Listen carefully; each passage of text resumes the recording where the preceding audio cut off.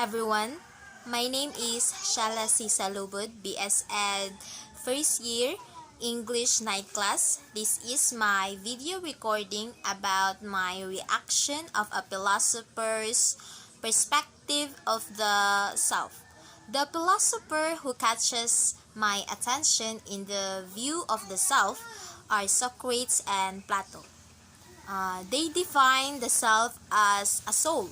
For me, there is indeed a soul, but unlike to them, the soul don't have its realm.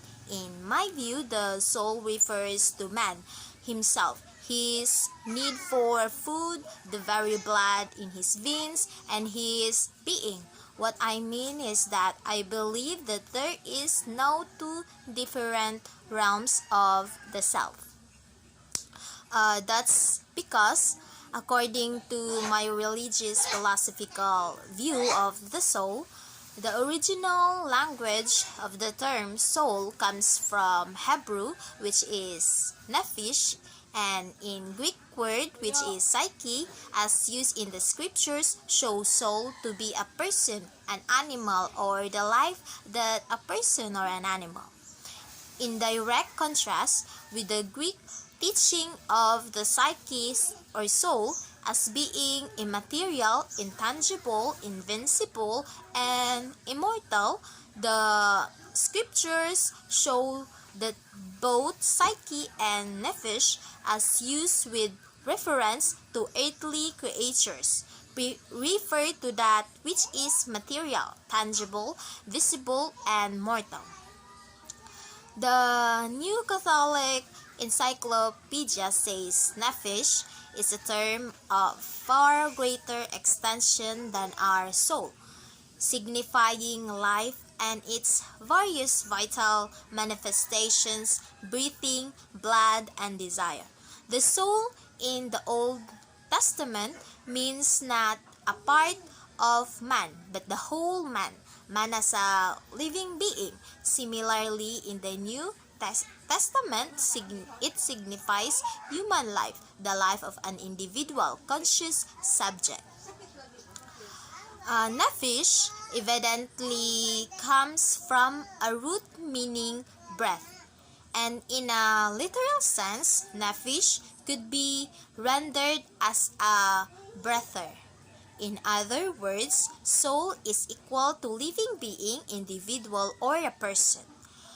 As for the Greek word psyche, Greek English lexicons give such definitions as life, and the conscious self or personality as center of emotions, desires, and affections, a living being, and they show that even in non-biblical Greek works, the term was used of animals. Of course, such sources treating as they do primarily of classical Greek writings include all the meanings that the pagan Greek philosophers gave to the word, including that of departed spirit, the immaterial and immortal soul, the spirit of the universe, and the immaterial principle of movement and life, evidently because some of the pagan philosophers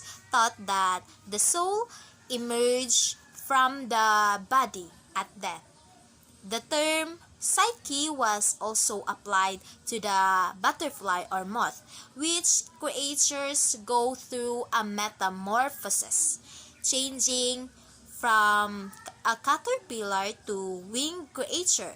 The ancient Greek writers applied psyche in various ways and were not consistent, their personal and religious philosophies influencing their use of the term. Of Plato, to whose philosophy the common ideas about the English soul may be attributed, as is generally acknowledged, it stated, while he sometimes speaks of one of the alleged three parts of the soul, the intelligible, as necessarily immortal, while the two The other two parts are mortal. He also speaks as if there were two souls in one body, one immortal and divine, the other mortal. Um, this frequency of occurrence makes possible a clear concept of the sense that these terms conveyed to the minds of the inspired Bible writers and the sense their writings should convey to our mind. An examination shows that while the sense of these terms is broad with different shades of meaning among the Bible writers, there was no inconsistency, confusion, or disharmony as to man's nature as existed among the Grecian philosophers of the so-called classical period. That's all. Thank you.